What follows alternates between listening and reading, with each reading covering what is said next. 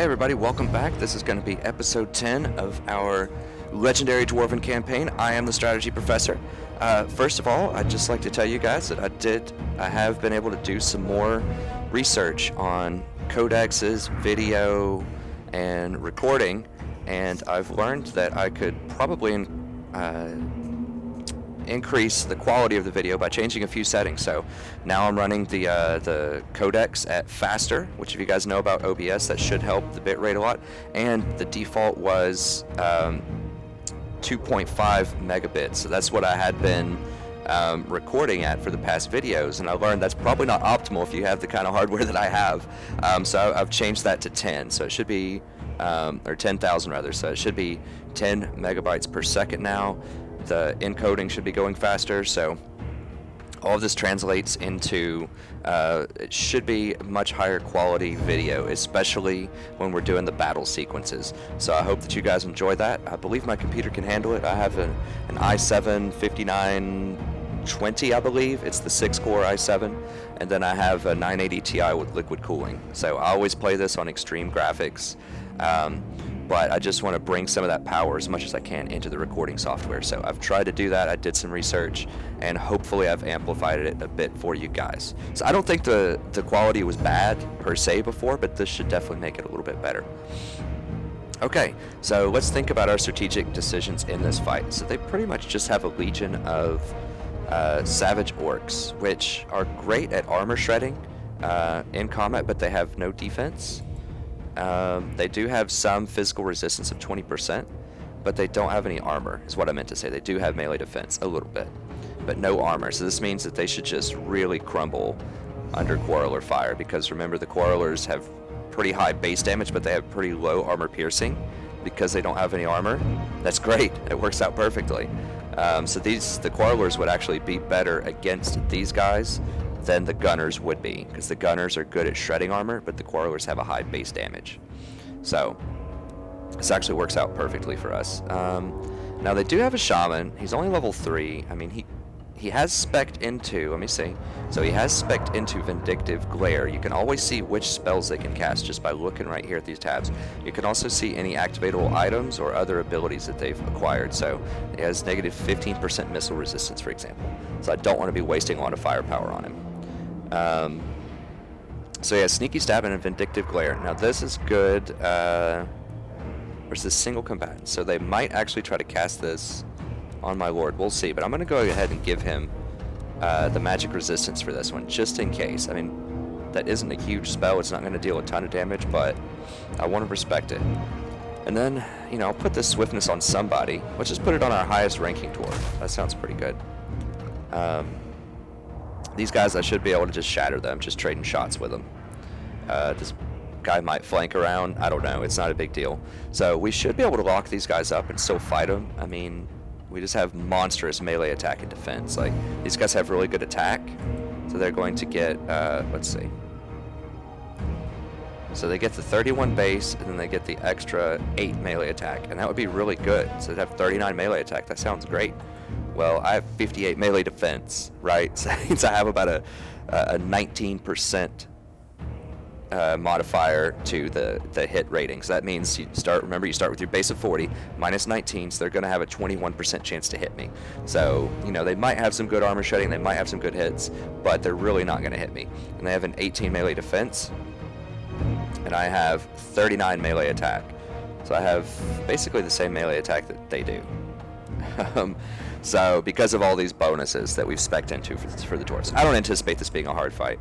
Let's just go ahead and get in there. And remember, he's not going to be able to run. This is the best part. So I don't even have to waste time chasing this guy down. So he's not. I know one of the most annoying things as a dwarf player that you guys probably experience is if you get a grudge on somebody and they just run away and you can never track them down. Like, they just keep running and this grudge just keeps piling up. So here's some of the graphics you can expect in these underground fights. I mean, that's really cool. Look, I don't know if you guys can see this in the recording, but on extreme graphics playing it, you can actually see like some of the heat waves coming up here, just like sort of these ripple effects. That's just awesome. I'm very, very impressed with the graphics of this game. Now, granted, I don't play a lot of the newer gen games. You know, I'll play some, but I don't play a lot of the AAA hardcore titles, and I grew up in an era, you know, when the Super Nintendo was pretty impressive over the regular Nintendo. So I am very easily impressed with graphics, but I think most people would agree that this is still quite good in terms of graphics. Okay, and my vision's not great, if we're being honest. My vision's not the greatest. I should probably get glasses. So I can't even appreciate all of the details that you guys might be able to see. But nevertheless, I think that it's pretty good. Okay, so we're just going to line up here. We're just going to form a nice big line so these boars can't flank us as easily.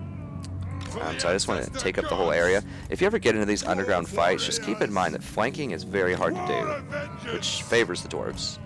I guess thematically that makes sense. You're fighting underground, so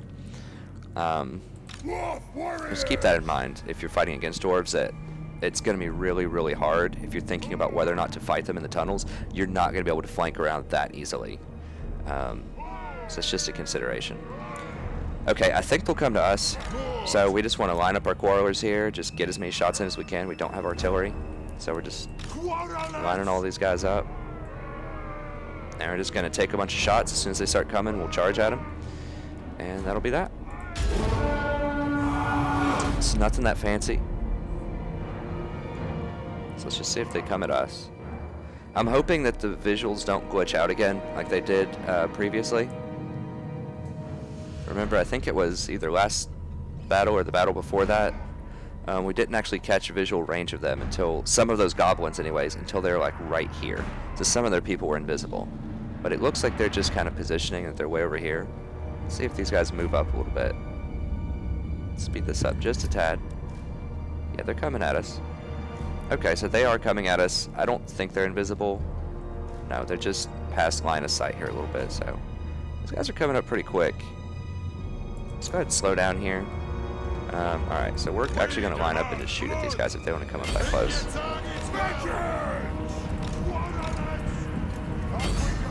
Go ahead and keep these guys. So they're moving up really, really far ahead. I guess they didn't get the memo that you can't really flank on this map very well. So we're just going to gun them down. If they want to come at us, no, we'll just run at them. Keep in mind, if you're standing still as dwarves, most dwarves have charge defense. So that means that if they charge you, I'm just going to go ahead and sandwich them right here, just so they don't get a charge. Right, we'll keep an eye on the rest of these guys. They aren't here yet. So we're just going to go ahead and charge them in here. You know, I really don't mind firing into this either. Yes, I'm shooting my guys kind of in the back, but I have so much more armor than he does. And so I think I'm going to block a lot. It's just going to shatter him. He doesn't have any armor. Okay, so we'll go ahead and hold fire. He's gone. So even shooting into my back there, I didn't. Okay, let's pay attention over here. Let's form up and shoot at these guys now. Because they have no armor, it was just a complete slaughter. Now, I'm more concerned with these backline guys, so let's just go ahead and start shooting at them. I'm really not concerned with them shooting into me as much. Yeah, we'll take a couple of casualties, but for reasons I've explained before, their archers are just really inferior. Let's go ahead and start coming out on these guys. So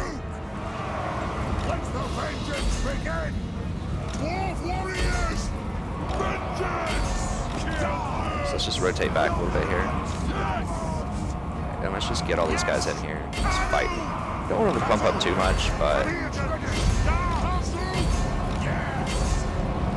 Okay, so we're just getting everybody in here. Might get a couple of flanks in here. Now these guys chased way too far. I should have put them on guard mode. Next, these guys are going to try to flank around and probably hit my archers. Let's just see if we can get a quick volley in here and then run. No, we need to run. They're coming right for us. So let's go ahead and pull one of these guys out. Yeah, let's pull these guys out just to get them to engage here and not let them flank me in the back. Okay, so we're just going to go ahead and shoot at these guys because now they've exposed their backs to me. Let's devote a little bit over here to shooting these guys. Just to, you know, these guys are tickling me with these arrows, but, you know, just to respond to that a little bit. Now my guys are running back. Okay, of course they rally back with like 6 boars left, because why not? But let's just go ahead and get one of these groups over here. Now one of my guys is actually getting in trouble here. So let's just refocus here and shoot at the savage guys, because I might be giving my guys a morale penalty by. Oh, I do have some stuff here. So potion tunnels. We'll go use that one on. And resistance, sure. These guys are actually taking quite a bit of damage. Wow, these Quarrelers. Let's go ahead and just get my ward out here and just lock these up for a little bit. My Quarrelers are actually taking quite a bit of damage. They're doing a lot more damage than I thought they would, so I guess I need to respect that a little bit more. Alright, so we should be winning most of these fights here. Nope, this guy. Just like get to it. Okay, so we're just running out here. So yeah, we're just gonna take out some of their archers, because it's probably because I had my side turned to them, honestly, because I wasn't squaring up with them, so I wasn't getting the shield block percentage. But yeah, we should be cleaning these guys up here. Once again, they're just not gonna break because they're, you know. Why are these guys not broken? Like, there's almost none of them left. And why is this guy not out here yet? Like, what is going on? I want to challenge their main guy to a fight here. He's just a goblin. We should be able to beat him. And he's just spamming sneaky stabbing on people. So, okay, let's refocus on these guys. I flanked these guys. How are they holding? Like, what? Okay, they're finally gone. So let's just get out here and just lock up some of this. These guys should be able to clean this up. In fact, I'm just going to back out a little bit here real quickly. I'm going to take a little bit of a penalty, but I want to get these archers out of the way in the back. Okay,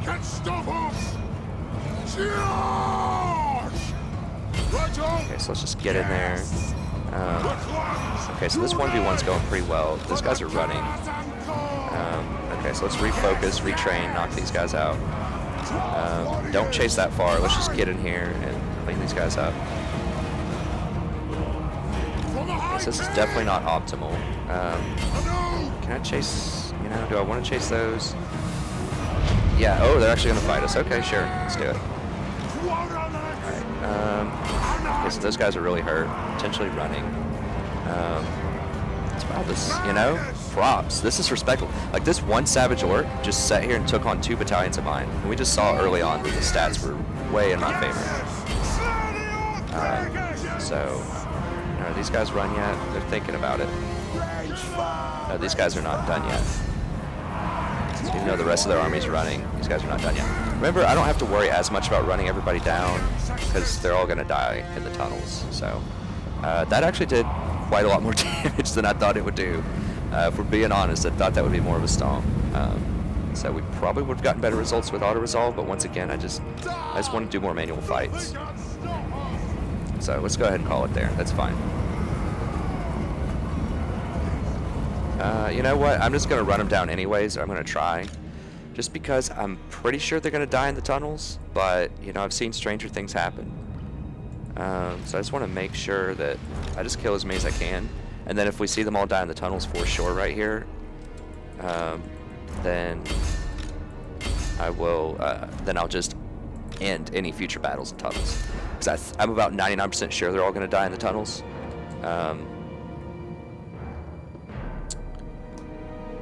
Okay, so once again, I forgot to write down the times. I'm just writing it down really quickly while these guys are running them down. Okay, we're not running anyone else down. It's just not happening. I thought we might be able to run a couple people down, but that's fine. Oh, there's a timer up there for... Okay, whatever. This is... Let's call it this time. Okay, so close battle. Probably not the most efficient, but certainly a little bit more fun than an auto-resolve. And I learned some things. You know, I learned not to disrespect these archers if you turn your back on them. So if I square up to them and have a shield, okay, so they all died because we're in the tunnel. So it does work out the way that I hope it did. You know, the game's only been out for, I guess, 2 weeks and some change now, so there's still some mechanics that are really shaky, and there's just not a lot of good commentary out there on specific mechanics. It's just people running through, auto-resolving a bunch of fights, and just, you know, patting themselves on the back with ways to exploit the computer. So, anyways. And there's good commentary out there, too. I'm not trying to be a hater, you know. But I'm just saying that there's not as much of a discussion about the in-depth strategy and mechanics behind some of these things, like these tunnel fights.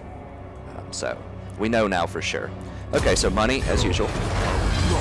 We got extra unit experience and recruitment. I don't think that stacks with what we already had. It just gets reset. I think we had this before. I can't remember. Maybe I was just already assuming I was going to get it. Okay, that's not bad. So we get extra leadership versus green skin. Okay, so once again, they weren't able to run because it was an underground fight. We baited them by jumping in with a similar amount of units to what they had, and they just got overconfident, thought they could beat us. So that's how we were able to finagle that. So great option, because you know we weren't in range to attack him. If you remember from last episode, we couldn't do it with a normal move, and even if we could, he was probably going to be able to run back down here for reinforcements. So it's just awesome. Like, you should definitely use the tunneling, but it doesn't work out all the time. So remember, over here this guy got away because I tried to tunnel up on him and he didn't go for the fight. So sometimes you just need to walk into him and attack, and then sometimes you need to tunnel him. So it's just on the table. It's something that's an option for you to do, but that doesn't mean you should always do it. Okay, so we got that fight out of the way. And yep, it's the new turn, so we can go ahead and fight this quest battle. I'm going to go ahead and do the building stuff just really quick, just so that just kind of as a reward, you can sit through the building stuff really quickly, and then we can all go fight an awesome quest battle also. So let's look at the growth here. So we're getting, how much do we need for the next level? Remember, we want to get up here just as fast as possible, so we get a lot of really good stuff here. You know, we get, what is it, Organ Gun and Iron Drakes. I really want to try out the Iron Drakes. I think they're going to be so much fun. They might end up being terrible. I'll have to try them out in custom battles, but it's those flamethrower units. So let me just take a look here. Just real quick at these Iron Drakes. So they have 70% fire resistance. That's good. Innate Dwarven magic resistance. Okay, so their damage, and it's hard to understand exactly what this means. I'm going to have to use them a little bit and see, but they have missile damage and then they have explosive damage. So I think that the fire itself counts as explosive. So, and it deals 4 shots per volley. So it's really hard to calculate up what all that means. I'm just seeing a lot of high base damage and low armor piercing damage. And it says that here. So it's weak against armor. But it also says it's anti-infantry, which also has a lot of armor. So I suspect this means that it has a really good area of effect. Like, it hits a large spread of units, but it's not great against armor. But think about this. Who has a lot of armor? We do. We have a lot of armor because we're dwarves. So that means that potentially I could flank around the side of this and just fire this flamethrower like right down the line, the entire infantry scrum line, and just completely roast enemies. Yes, I will hurt myself a little bit, potentially, but also it just doesn't deal as much damage to armored units. So if I have way more armor than they do, this could be a very reasonable tactic. Like, those Savage Orcs have no armor. So this would absolutely roast them alive, I suspect. And a lot of those Chaos Demons and some of that stuff has pretty low armor. So I don't know. I'm just interested to play around with these guys. I want to rush up there. Even if they're kind of a flop, I think the Organ Gun will definitely be quite good. I think it's quite an upgrade to cannons. It just seems to do a lot of area of effect and have heavy armor piercing. So we'll see. But it's got 96 rounds, so I suspect it fires quite quickly. That means that it has a pretty good probability of doing some serious damage before they arrive. Okay, and then eventually we can get to the gyrocopter and these troll hammer torpedoes. I mean, these look really cool too. Like, the dwarves have such cool explosive stuff. Like I said, I'm only about 55 turns deep in another legendary campaign, so I don't know all of these units, but all this translates into tier 4. We get a nice little power spike and we get to build some cool buildings. We also get iron breakers and hammers. This is our highest tier infantry in the game. So we get a lot of good stuff. Now we are going to have to choose probably whether we want to get the hammers or whether we want to get the Iron Drakes and the Organ Gun. So that's important to keep in mind. Other options. So we could also upgrade. So for that we need 4 growth. we're on our way, but it's still going to be another 10 turns or so. We could also upgrade one of these if we wanted to. So upgrading this primarily would let us get to tier 3, and that would give us a Thane and Greybeards, and it would let us potentially build this armory. I'll have to decide off screen whether I want to do the like how I want to build these buildings. But it could let us get the armory, which lets us do slayers potentially, and it also lets us get great weapons with these guys, with our dwarf warriors primarily. Which, let me see here. As you can see, very, very heavy armor piercing damage. Look at that armor piercing. That is going to be awesome for just tearing through armored units. So this is something we're definitely interested in getting. So the question becomes, you know, do I want to go ahead and grow this now, or do I want to wait and grow it in the future?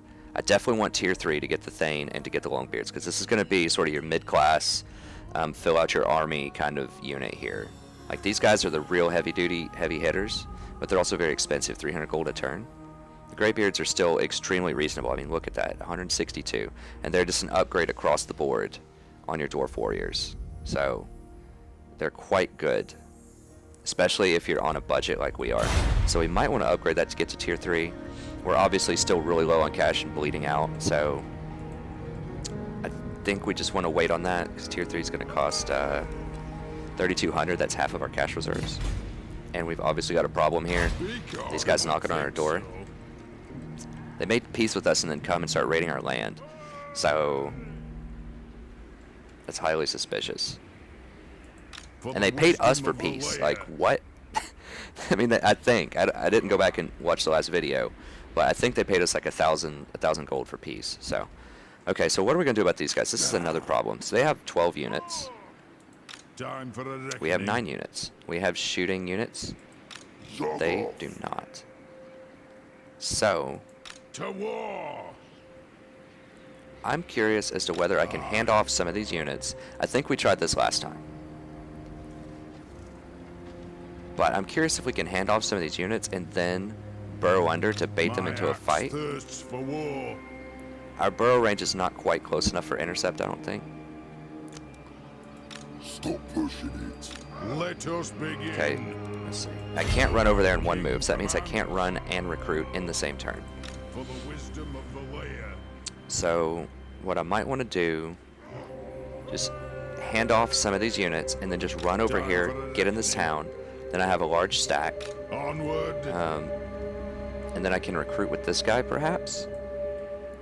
Like, just sit in this town and recruit. There's a chance they could come down and kill me next turn. I guess that's a risk I'm just going to take. I mean, they just did make a peace treaty with me. So it's not a great idea to trust them, because they're obviously raiding my territory with a 20 stack sitting right there. But it just might be something that I have to do. Time for a reckoning. Okay, so let's go ahead and combine a couple of these guys just to save some costs. That's going to hurt there, because these guys are a very high rank. I'm going to do it, though. Okay, so that took down about half of the ranks, but it's saving us cash. Okay, who else here? There's only 80 to a battalion. There's 100 to a battalion with these guys, so.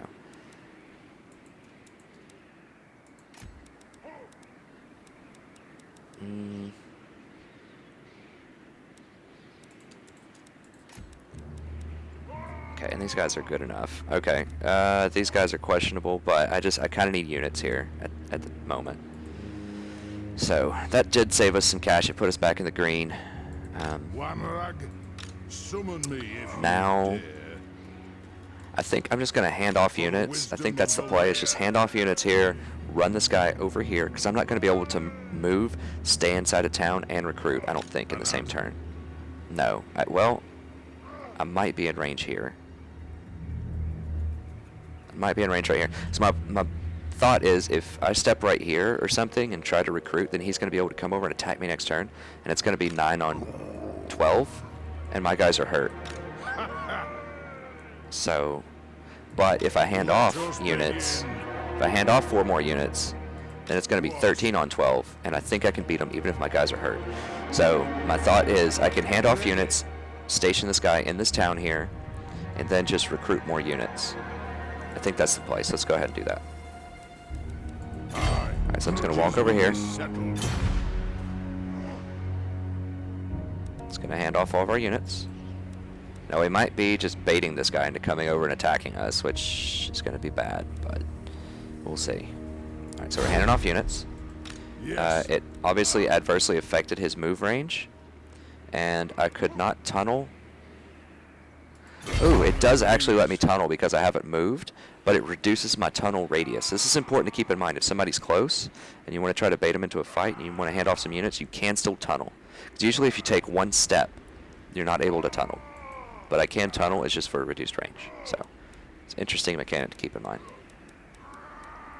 Okay, so now I can actually run over here, be in range. Yes, I would start the fight exhausted, but I would also have the help of the garrison, so I don't think he's going to try to mess with me if I do that. Beards and belts. Okay, so got that covered. We'll just go ahead and... Actually, I don't even want to sit in this town, because if they come over and sack this town, I want to be able to run. So let's just sit right here, and we'll recruit. Let's get definitely quarrelers. And remember, they're getting that one extra rank, and it's costing me less money to recruit also because of that bonus that I got, so that's pretty nice. Actually, you know, while I have that bonus, I might just go ahead and just leverage this, because they cost the most money to recruit. So I think I'm just going to leverage that discount and just get some quarrelers while I can on the cheap.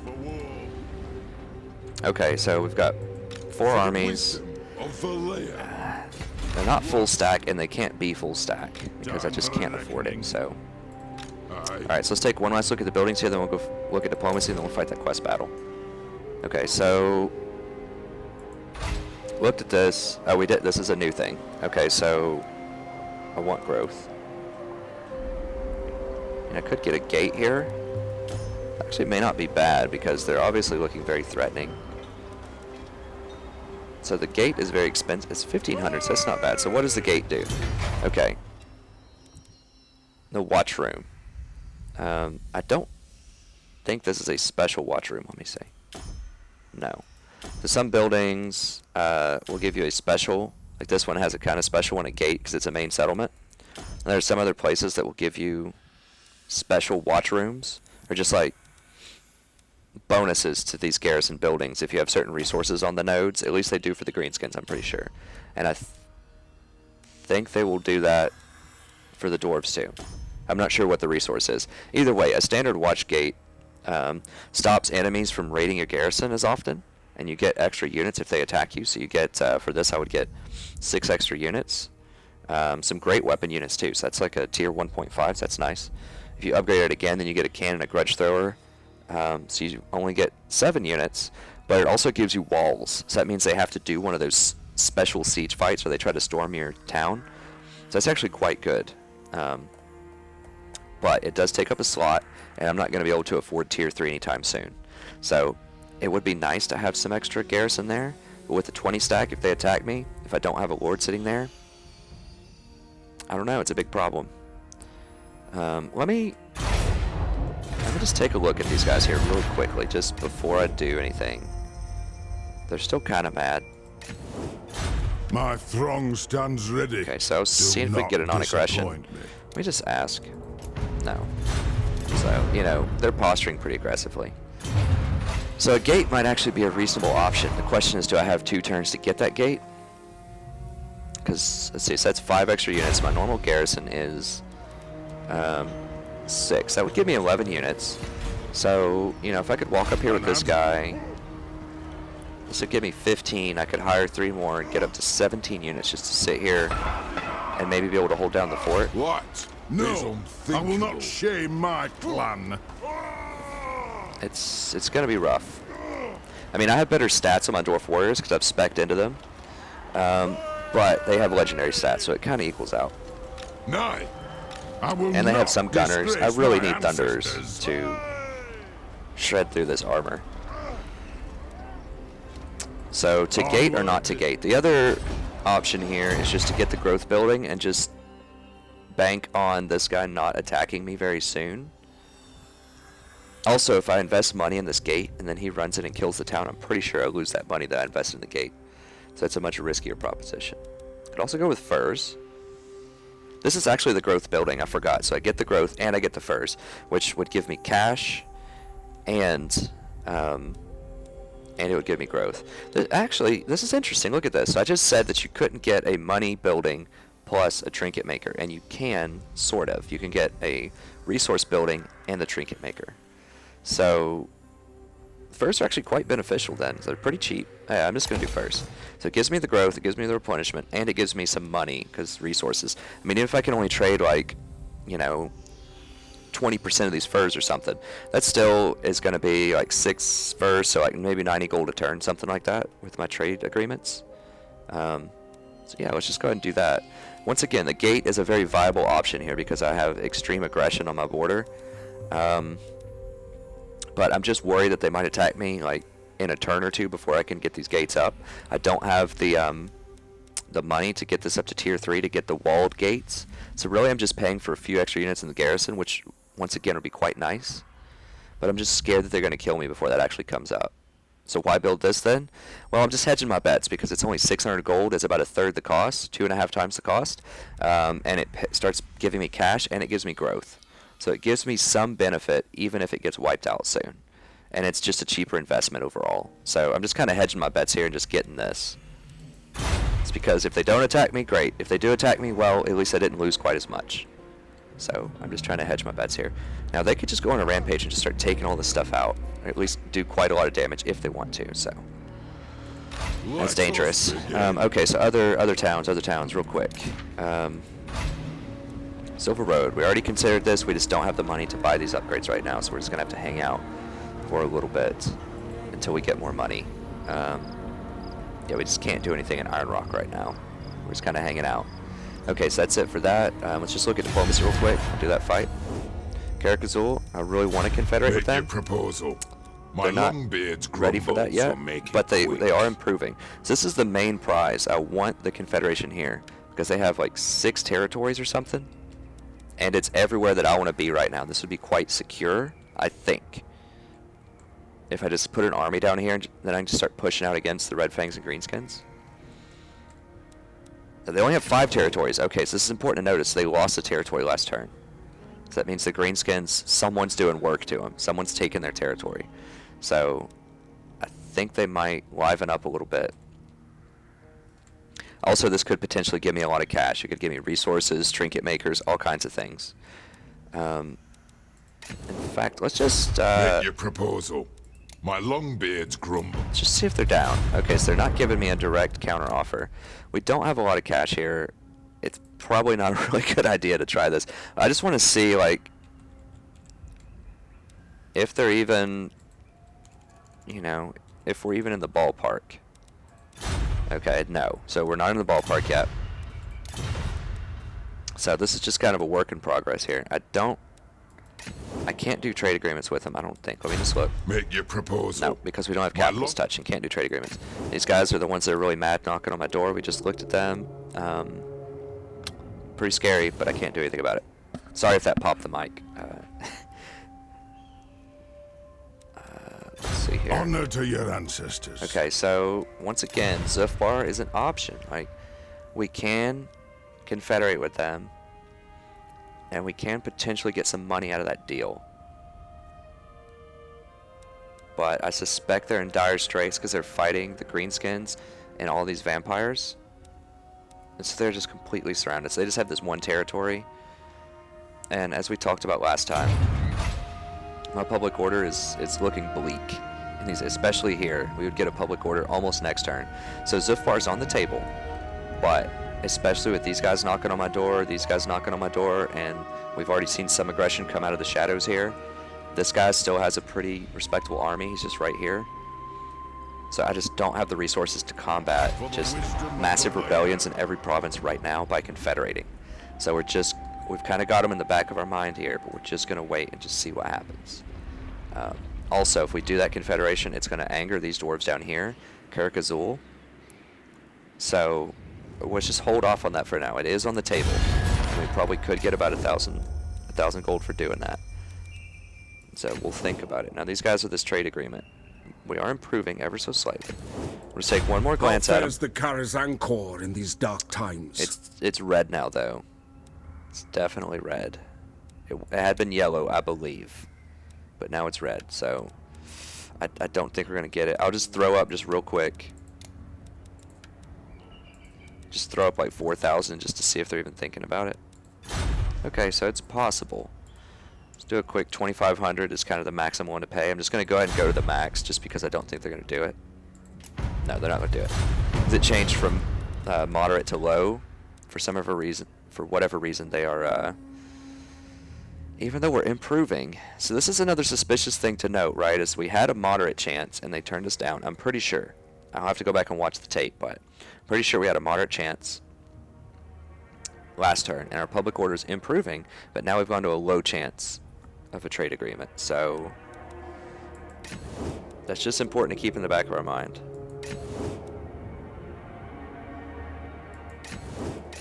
Alright, so we just beat up Top Knots in a fight, so they might be interested in peace. Let's just take a look. No, we didn't beat them up enough.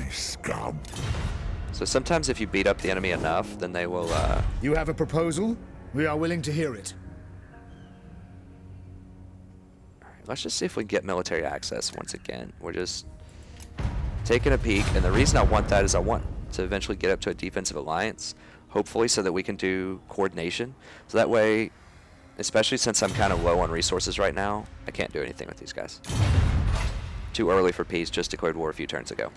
But then we could do war coordinations. So if I have someone come up on my border like this, if I don't have the manpower to be everywhere at once, which I'm pretty low on that right now, then I could possibly have these guys step out and fight them. Also, it would scare them, so if they know if they declare war on me, they're also declaring war on the border princes. So it might make them think twice about this aggressive posturing towards me. So, not relevant right now, but just something I would potentially like to work towards. Okay, how are we looking on time? I think we're about ready for a fight. I know you guys are probably ready. Another one. We had a good one at the start of the episode, but let's go ahead and get another one in here. Alright, so... Okay, it's actually an underground fight. It actually won't let you auto-resolve these sort of quest battle fights, which is really cool. I like that.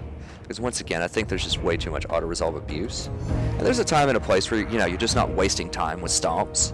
So I get that. So auto-resolve is good for that. I just think with Warhammer, they just over-tuned it the other way. I know people were complaining in Attila that you just lost too much on auto-resolves, so it just wasn't even worth it a lot. Which, I don't know. I think it was pretty balanced. I think you could abuse auto-resolves versus the Huns because it didn't take their negative morale penalty into account if you were a Christian nation like the Roman Empire. At least I thought about converting the Romans over to pagans, but that created all kinds of problems. Anyways, that's another game. That's another game. If you guys are interested, I might do a stream of that, but that's kind of old news at this point, I think. So we're sticking with Warhammer. But anyways, we have to manually fight this. They're getting... this isn't the fight that I thought it was going to be. I thought this was going to be the snow fight. But they're getting 1, 2, 3, 4, 5. They have a baseline of 10. So they're getting 15 units. So this is not... I thought this fight was actually going to be a lot tougher than it is because I thought it was going to be the snow fight. So I probably could have done this earlier. Although the real problem with this quest was not... getting enough units to come over here and do this. It was just... I'll let you guys see the cutscene here. March on, brave Dowie! March on! To the cursed realms of the Groby we go! I know not what mischief they cause, but they're up to something, for my beard itches with trouble. We take the underway. These ancient highways, built by dwarf hands, give us the best chance of approaching swiftly, catching the greenskins unawares. Let us not dawdle, for there are grudges to settle, and new entries in the Dammer's Cron to right. Alright, so I think it would have been pretty cool thematically, since they have all these spider webs and things down here, just to at least give them some spider riders. I realize the Ragnarok is probably a little overpowered for this early in the game. But just thematically, if they have all these spider webs, just to, just throw some spiders in here. I don't know. I think that'd be cool. But either way. So you see, once again, it's a different kind of underground place. Now, they don't have a ton of different underground maps, but they have some. So that's cool. That'd be really cool if you could, like, progress through a map. So, like, if you started off, but then you just kind of had to move, you had to, like, run over a bridge and fight some stuff here, then you had to run up a little bit more and fight some over here. Like, bust down this door and then go in there and fight stuff. Not anything super hardcore, but, you know, just something where you just kind of progress through stages of a map. I think that would be really cool from a design standpoint for them to consider that future future content that they hopefully add for this game. Just to add some multi-part, multi-act maps, especially for these quest battles. Maybe they have it later on. I don't know. Like I said, I haven't beaten the game, but that's just something really cool that I thought of. Okay, so we're just gonna line up right here. Actually, let's not get down in that little rut there. Let's get right here. And we're just gonna hotkey these guys. We're gonna hotkey Thorgrim. We're just gonna take note that he has a couple items. So he's got Crown of Command for Unbreakable. And he's got that buff where he can give everybody leadership. So let's keep that in mind.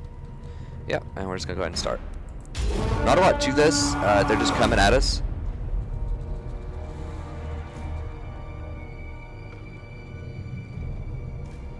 I think we might get flanked by trolls. I can't remember. By Grundy! I'm not that worried about it. Okay, so we got some units coming out here, so they're just gonna get lit up by my archers.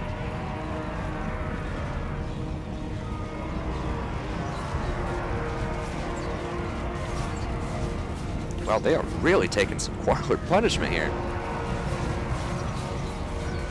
Dwarf warriors for the ancestor gods. Okay, there we go. Now we're getting some damage in there. Yeah, get out of here.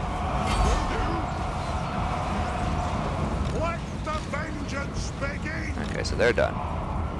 Put those woven legs. Shooting at these guys now. Let's not break formation too much. Just hang out here just for these wolf riders creeping up. Those dwarven legs. Okay, so we've already run these guys off the map. So they're done. Dwarf warriors. Alright, so let's just go ahead and reform. Nothing can stop us. I mean, I think if they want units coming out of here, they should at least wait until it gets a bit closer. Alright, let's go ahead and get some shots in. For the Caladan. I should have rotated up a little bit faster. I'm going to get charged. It's not the end of the world, but because my guys are decent in melee combat. But let's just go ahead and start shooting at these guys. Oops, just shoot at them. Alright, so just, there we go. Alright, let's just shoot at these guys. I'm just going to go ahead and put all these guys on guard mode. Where is it? Guard mode, yeah.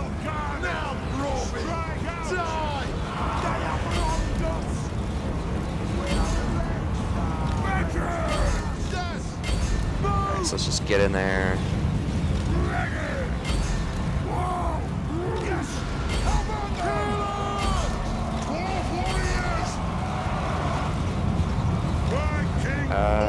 I still think that trolls might come out of there. I'm not 100% about that. Whatever, we can deal with that later. Let's just get in here with all of our fighters. We can flank around a little bit. We actually had gyrocopters come in and start messing with these guys on the back line. You can't really control them. But, alright, so what are we shooting at? Let's shoot at these guys. We're just going to neutralize their range units. So we underestimated that in our last tunnel fight. We just want the ranged out of there. They're just real easy to shoot at. Okay, so they're out of there. Let's just shoot at their lord if he just wants to sit there and do nothing for a little bit. I really don't want to shoot my own guys. I mean, I might actually flank these guys around here just a little bit and shoot them in the back. Let's get these guys on them. Okay, shoot at them. Let's have these guys go ahead and rotate over on them.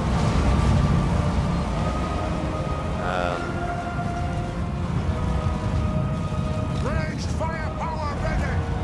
let's back up here. I thought they said trolls were coming. Am I making that up? No, there they are.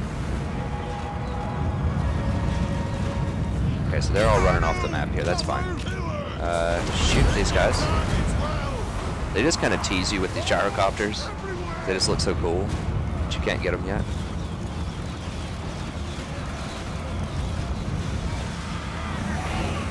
But now these trolls are just running.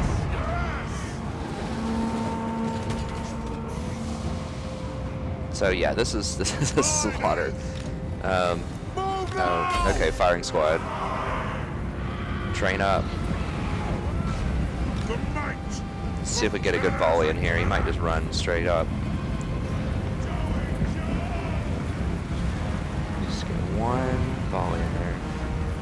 Come on, guys. What? Shoot him.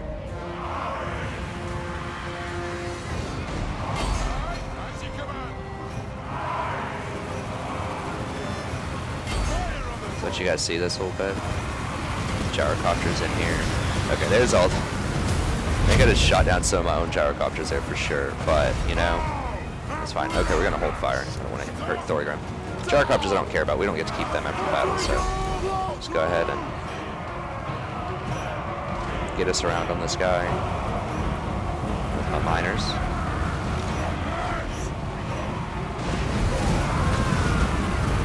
Gyrocopters look pretty fun.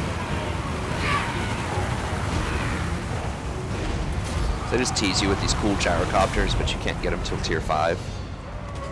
They even tease you on the building screens. They're like, oh, gyrocopters come out of a tier 4 building. But then you look more closely and you're like, oh, you need a tier 5 engineering building to actually make them.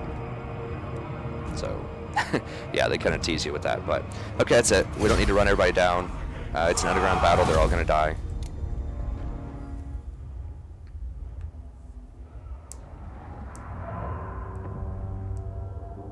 So, yeah, complete slaughter. So, yeah, all dead. Nobody's running. Also, it's a quest battle. I think even if it's above ground, then they don't get to run or anything. Now, I'm not sure if I get experience for these trolls or some of these other units, though, which I would like to do, obviously, but I just can't run them down. They ran before they even got to me. Like, they were that scared. Okay, cash, of course. Move in! Alright, so we got the Dragon Helm, which is, you know, not that great. But we did get a Runesmith, who's awesome. I'll show you what he does here in a second. Okay, so here's our new Runesmith. He starts off, I guess, overlapping pretty much. I mean, where is he on the map? Oh, he starts off over here in my main settlement. Okay, so let's take a look real quick at Runesmith. So this is a hero character. The dwarves actually have 3, which is really cool. But so he has traits just like any other lord. He cannot command an army by himself, though. So that's important to note, is he can't control an entire army by himself.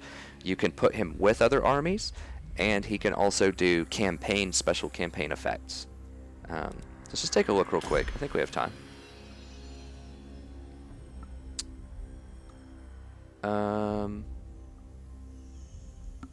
Yeah, we still have about 15 minutes or so, according to my calculations.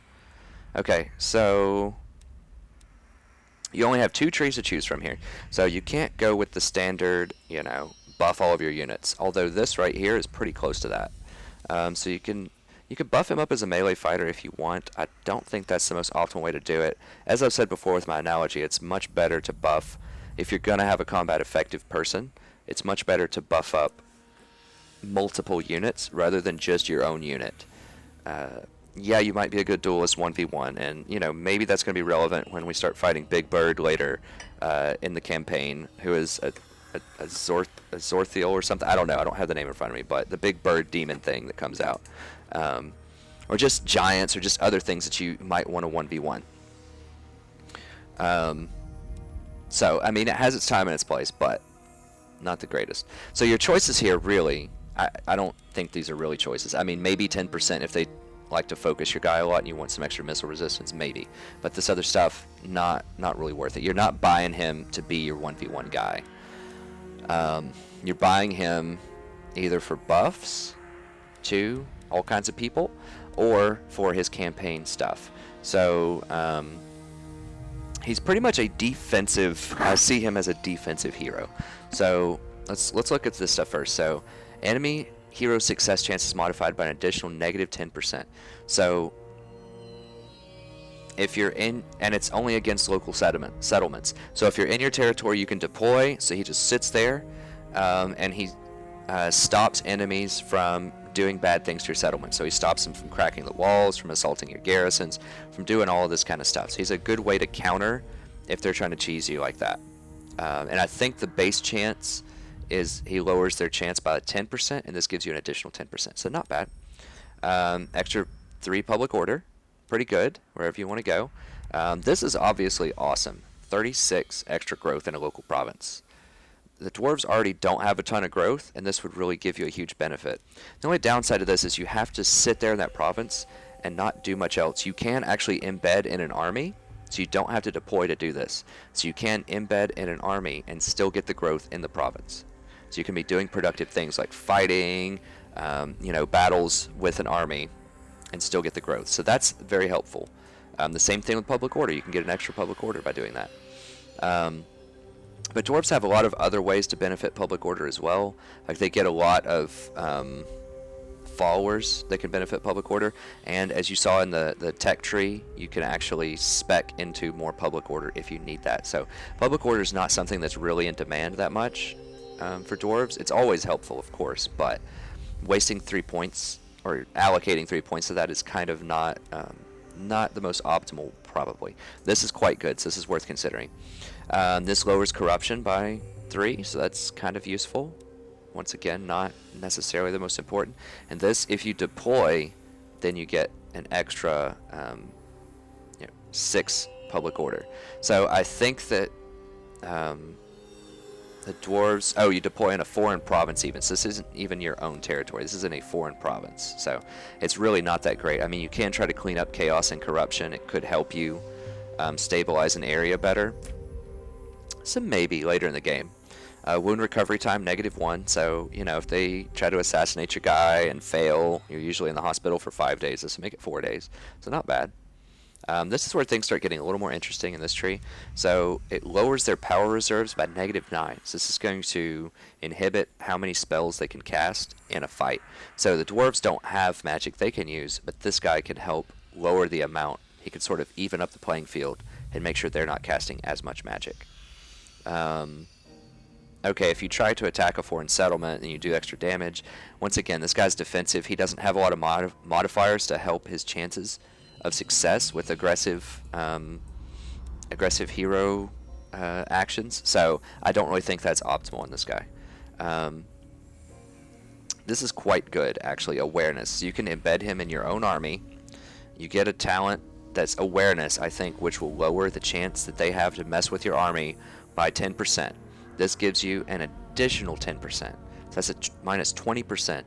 So, if they have a baseline 35% to assassinate you, if they try to attack your general, this would give them a 15% chance instead to assassinate. So this is actually quite good. And then you can combine it with some armor that Thorgrim can get that modifies it by another -10 or whatever. So you can basically safeguard yourself against assassinations primarily. And that's obviously quite good, especially later in the game when they're going to be having a lot of heroes that they will just spam abilities on you constantly.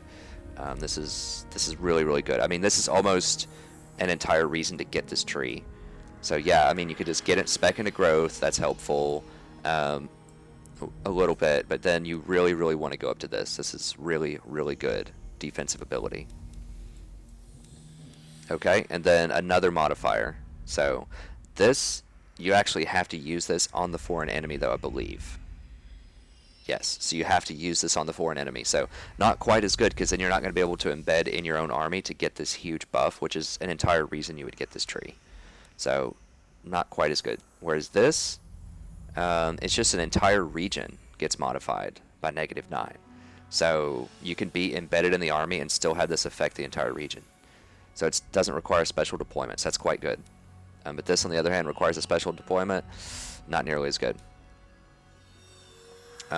Okay, so he does have this, which is a plus 7% extra chance of killing a foreign character. So that is actually a modifier for assassinations.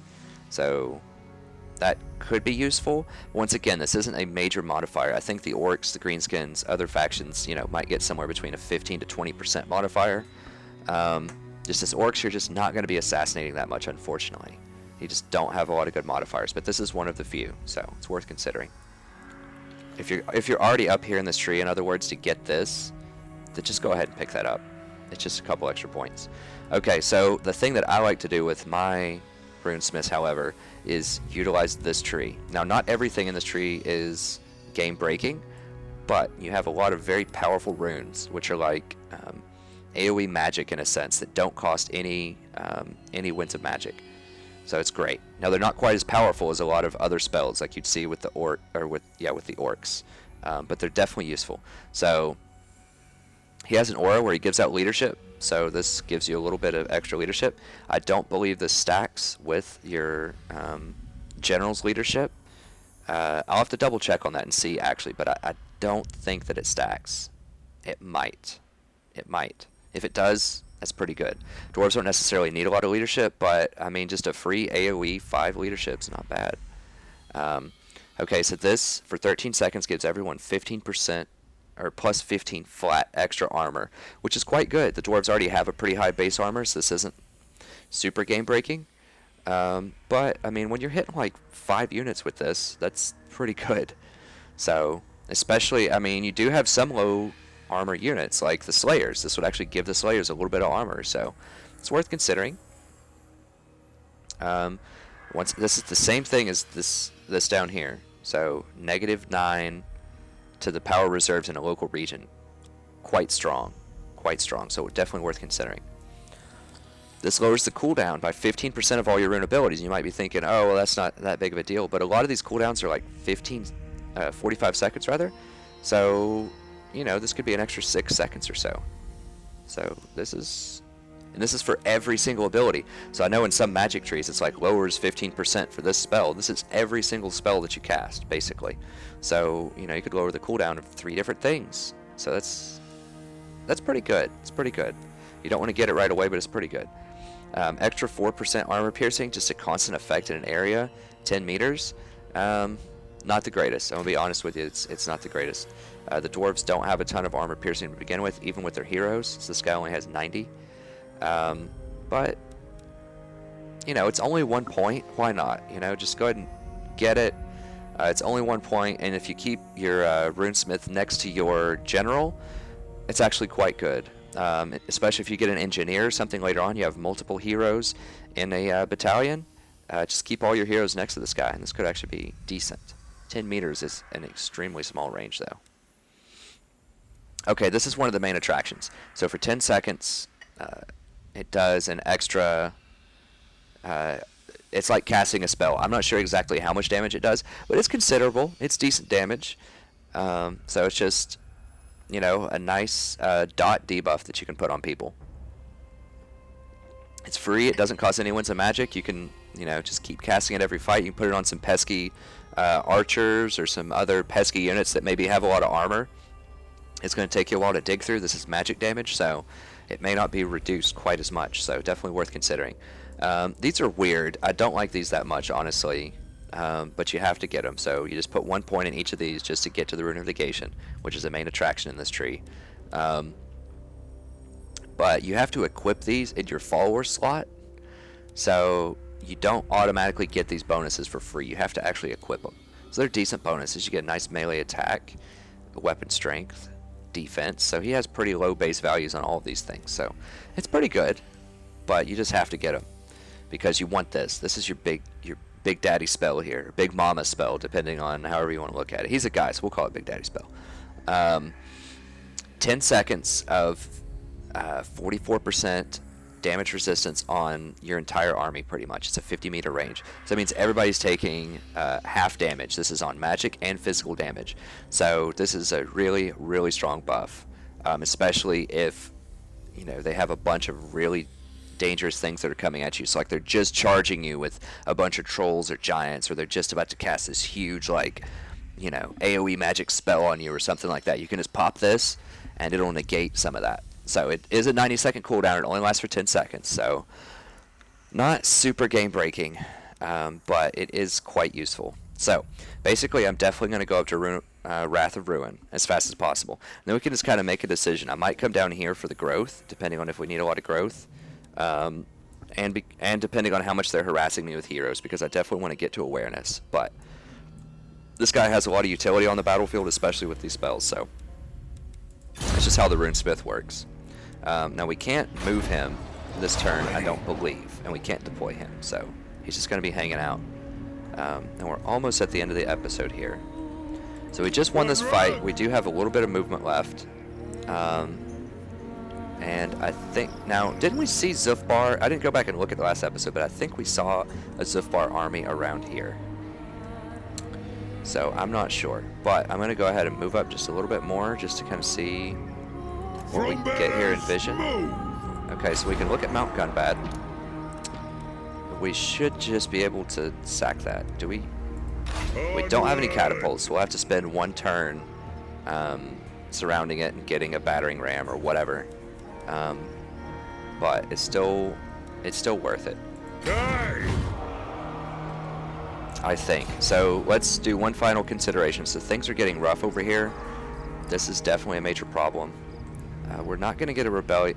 Well, how did we get to -4 public order? Like what?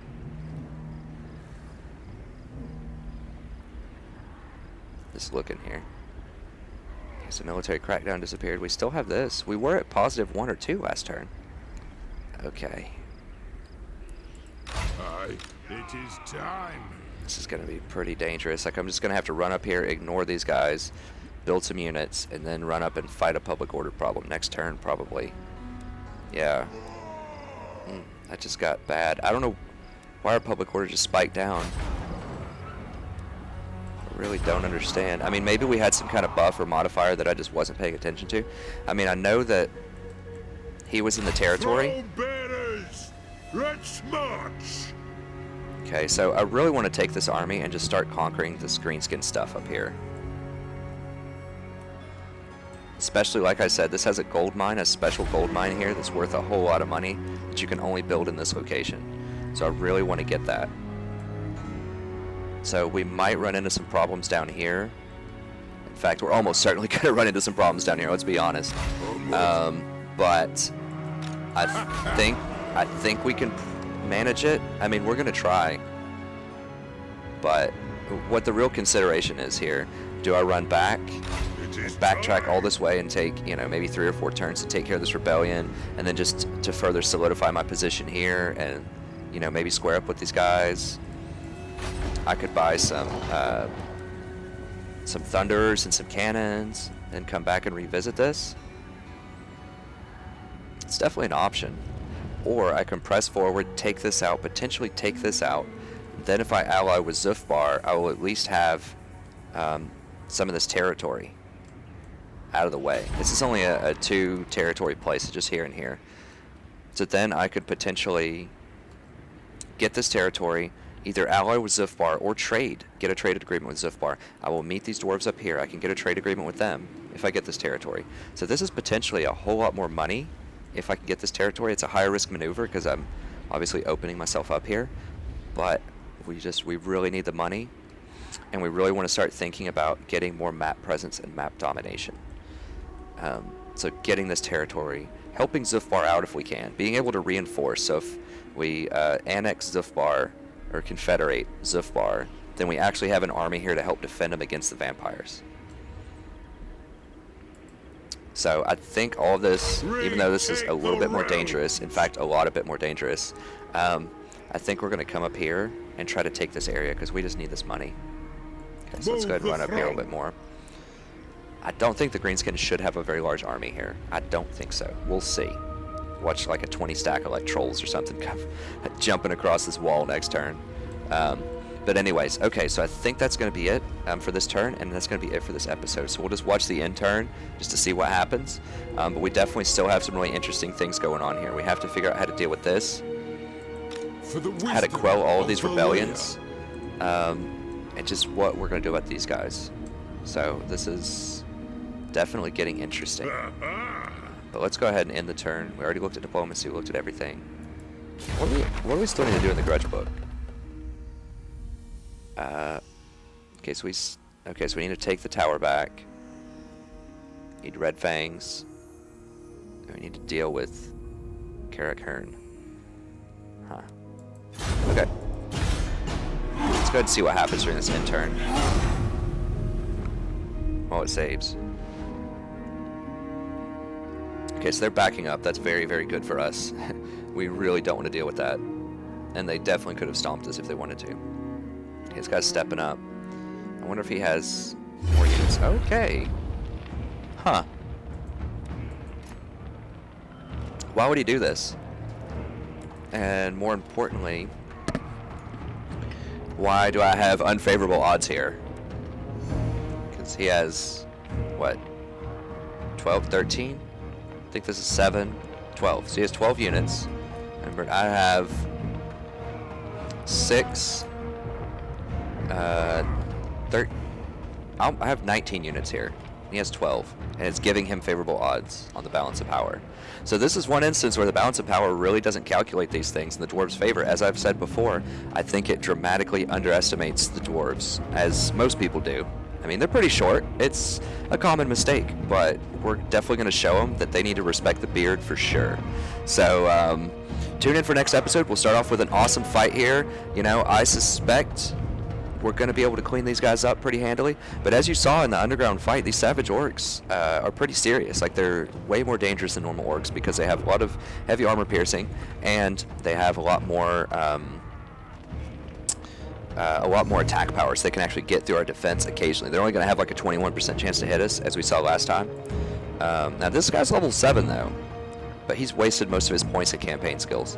So if all of this was battle skills instead, I would be much more scared, because he might have the boy's skill, whatever it is, that gives his guys higher melee attack, but he doesn't have that. So that's good.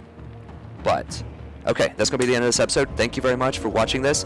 As always, I really enjoyed broadcasting you guys. I hope you're learning a lot. I hope you're having a good time. And we'll start off with this awesome battle at the start of the next episode. So have a wonderful evening, and I'll see you next time.